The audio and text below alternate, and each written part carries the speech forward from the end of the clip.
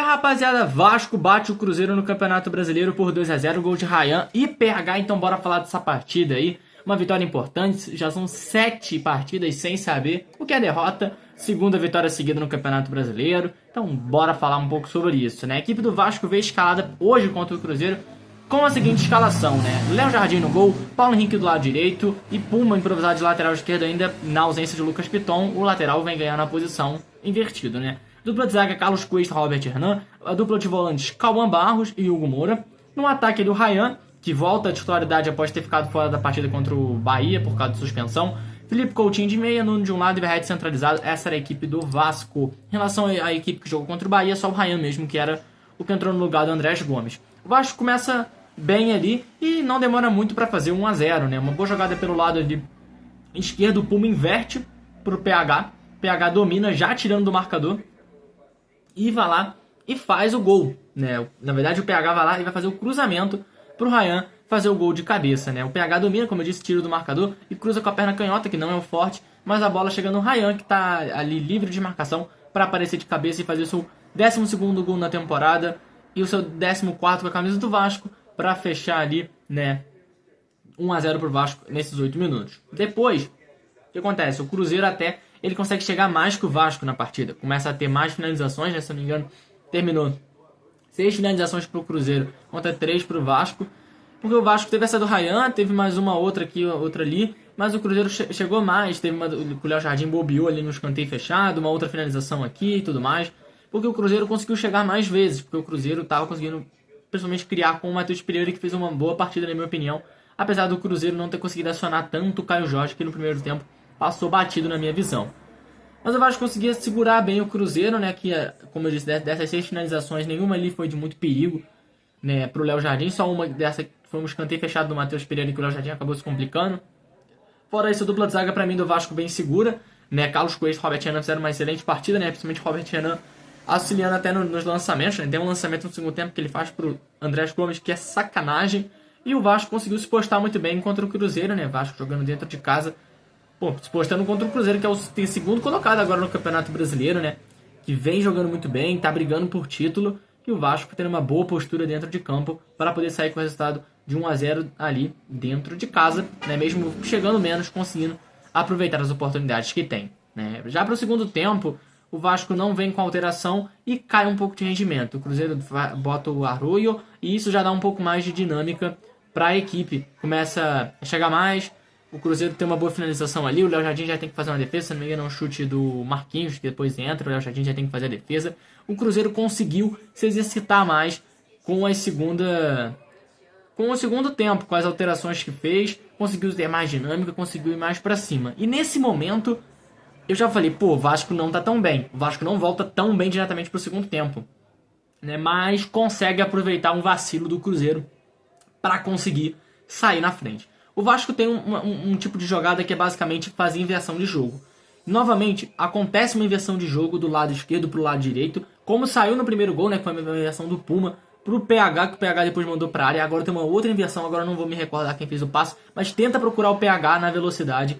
E o Matheus Henrique do Cruzeiro, que tinha acabado de entrar, ele vai tentar interceptar a bola bate na coxa e sobra na frente dele. O PH aproveita, com a sua sagacidade, recupera a bola, toma a frente, isso já entrando dentro da área, para sair na cara a cara com o Cássio e fazer o 2-0 pro Vasco, né? Que naquele momento seria o gol da vitória. Inclusive, o Vasco que venceu o Cássio pela primeira vez enfrentando, né? Vasco contra Cássio foi a primeira vitória que aconteceu agora em 2025, né?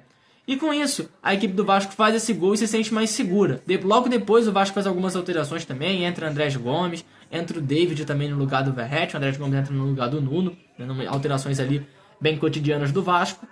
E a equipe começa a melhorar. Tem uma finalização do David para fora. Depois tem uma finalização do Coutinho de falta, que o Cássio foi buscar. Uma excelente defesa do goleiro Cássio, né? Que fez boas defesas até, dentre as finalizações que o Vasco deu.